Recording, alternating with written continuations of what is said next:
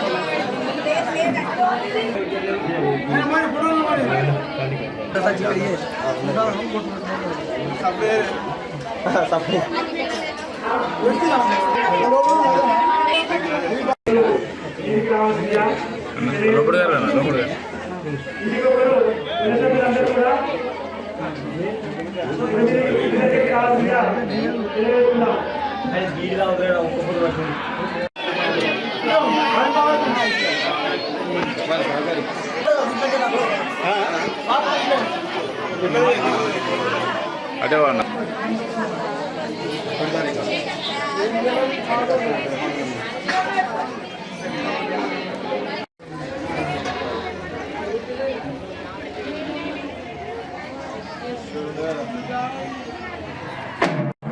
రోజులుగా కోళ్లమద్ది యాదవ సంఘం ఆధ్వర్యంలో మల్లన్న ఎల్లమ్మ పట్నాలు ఉత్సవాలు కళ్యాణ మహోత్సవం విగ్రహ ప్రతిష్ట గత 9 రోజులుగా వైభవయుతంగా జరుగుతోంది.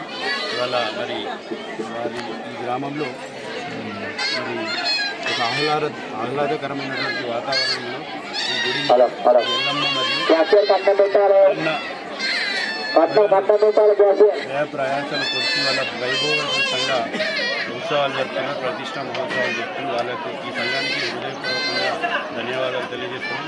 వారిని మల్లికార్జున స్వామి, రేణుకామాత ఎల్లమ్మ మరి ఆయుర్వేదాలతో పాడి పంటలు పశువులు దినదినాభివృద్ధి చెందాలని చెంది ఆశీర్వాదం కల్పించాల్సిందిగా మల్లికార్జున స్వామిని ఎల్లమ్మని మనస్ఫూర్తిగా కోరుకుంటున్నాం. గంభీరావుపేట మండలం కోళ్లమద్దిలో శ్రీ మల్లన్న రేణుక ఎల్లమ్మ కళ్యాణ మహోత్సవం అంగరంగ వైభవంగా నిర్వహించడం జరిగింది.